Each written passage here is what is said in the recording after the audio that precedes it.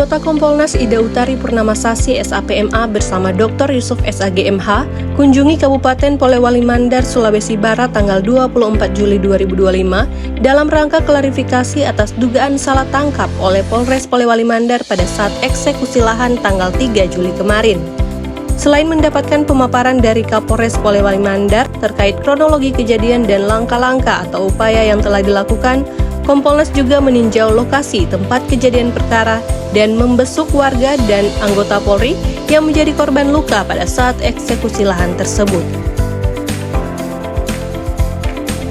Kebetulan saya Yusuf, anggota Kompolnas yang sebelumnya periode 2020-2024 masih dipilih oleh Presiden, mengikuti periode kedua 2024-2028.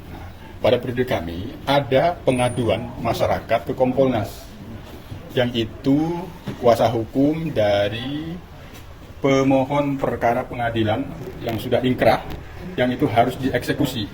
Keluhannya pada tahun 2023 mengeluhkan Polres Polewali Mandar dianggap tidak siap, tidak mampu melakukan perbantuan eksekusi sesuai dengan perintah pengadilan negeri. Mengeluh, dianggap kinerjanya tidak baik. Pada saat itu, tahun 2023 keluhannya, maka kami tindak lanjuti, meminta penjelasan, dilakukan klarifikasi dari Polda. Memang diakui ada mengalami penundaan eksekusi dengan pertimbangan-pertimbangan, ya situasi lapangan juga, sehingga memang tertunda. Tapi Polda waktu itu menjanjikan karena itu perintah pengadilan untuk eksekusi, ya itu tentu memang sudah dipegang kuat oleh Polres karena dimintakan pengamanan eksekusi. Nah, kemudian berjalan waktu, eksekusi dilakukan oleh Polres Polewali Mandar pada tanggal 3 Juli. Artinya keluhan pemohon sudah ditindaklanjuti oleh pihak Polres. Pemohon ini artinya yang kelompok yang dimenangkan oleh pengadilan sampai ke Mahkamah Agung.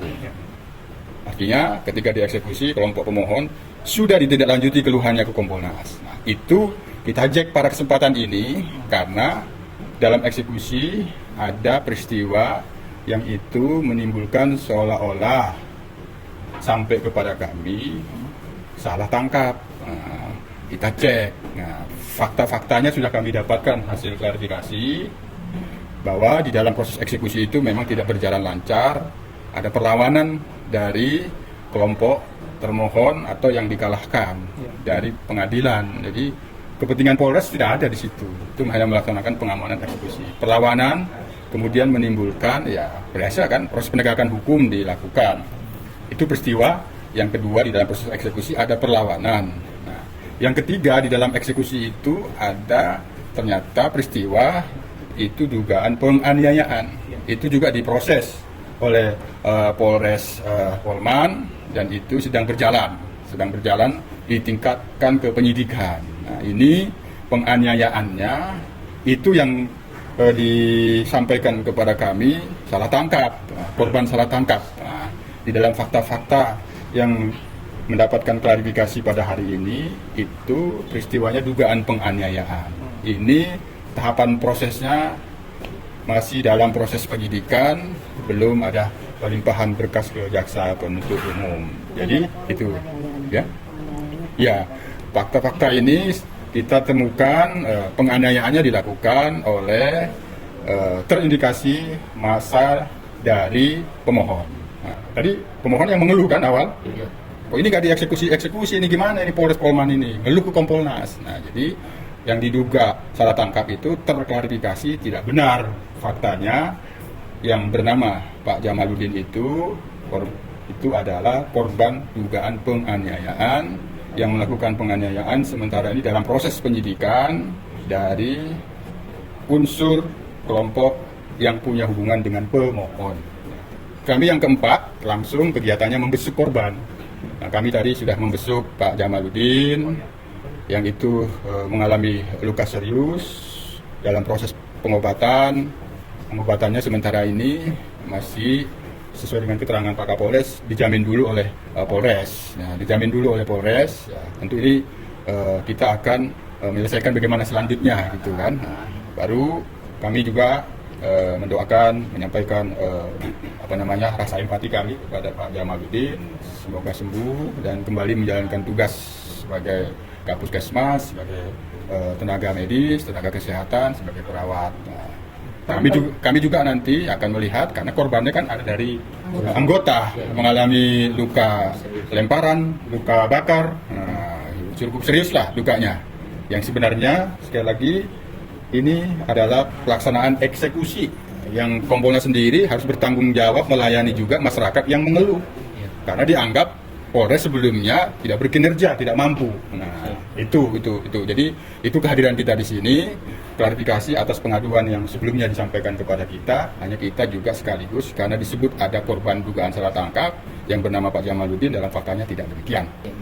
Sampai sejauh ini belum ada fakta hasil keterangan dari hasil klarifikasi dari Pak Jamaluddin. Statusnya belum bisa memberikan klarifikasi, belum bisa memberikan keterangan, dan itu kan kondisinya harus kita pahami, dan pihak penyidik sendiri sangat memahami itu, kan kita ini kan due process of law, jadi proses itu kan ada hak-hak seperti dalam kondisi sakit tentu tidak bisa dipaksa memberikan klarifikasi dan keterangan. Sementara posisinya adalah korban dugaan penganiayaan. Sejauh ini kita belum mendapatkan adanya fakta dalam klarifikasi ada oknum yang melakukan pelanggaran. Yang kita dapatkan anggota menjadi korban dari situasi chaos karena proses eksekusi harus dijalankan, ada perlawanan sehingga menimbulkan bentrokan.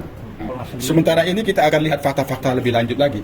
Yang penting ada proses penegakan hukum yang sedang berjalan, proses penyidikan terhadap kelompok yang melakukan perlawanan, alat buktinya jelas, baru ada proses penegakan hukum dugaan penganiayaan ini. Ini yang harus kita pantau. Bagaimana nanti hasilnya? Di luar itu, sementara fakta-faktanya akan kita lihat terus.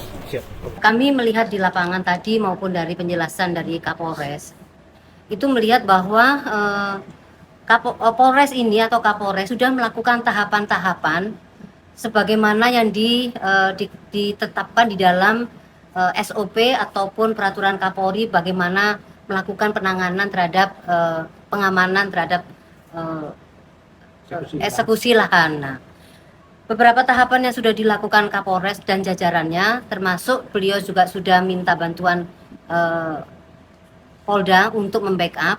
Itu termasuk yang pertama melakukan negosiasi, sudah dilakukan tahapan-tahapan itu, himbauan-himbauan, kemudian prakondisi sudah dilakukan, termasuk menyampaikan kepada negosiasi kepada para termohon maupun kepada pemohon sudah disampaikan bahwa 3 kali mediasi. Ini adalah kegiatan yang berkenaan dengan penegakan hukum. Polres ini tidak ada kepentingan apapun, gitu loh. Tidak ada kepentingan. Yang dilakukan Polres adalah Polres menjalankan perintah undang-undang untuk melakukan eksekusi. Jadi tidak ada keperpihakan apapun dari Polres, sehingga sudah dilakukan tahapan-tahapan itu.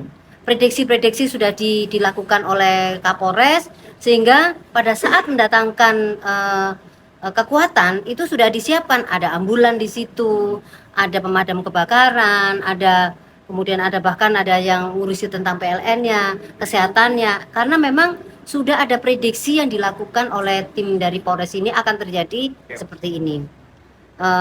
Dan Polres memperkirakan pasti ini bisa dikendalikan dengan cara-cara yang lebih baik. Jadi itu teman-teman tambahan dari saya. Kalau penggunaan gas air mata di tengah pemukiman itu seperti apa? Ya, begini, ini kan sudah ada tahapan 1, tahapan 2, tahapan 3.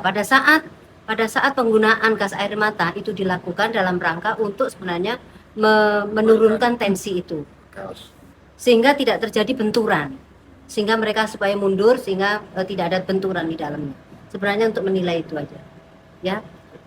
Bukan di wilayah pemukiman atau tidak, tapi pada kondisi pelaksanaan pengamanan. Dari Sulawesi Barat, Kompolnas melaporkan.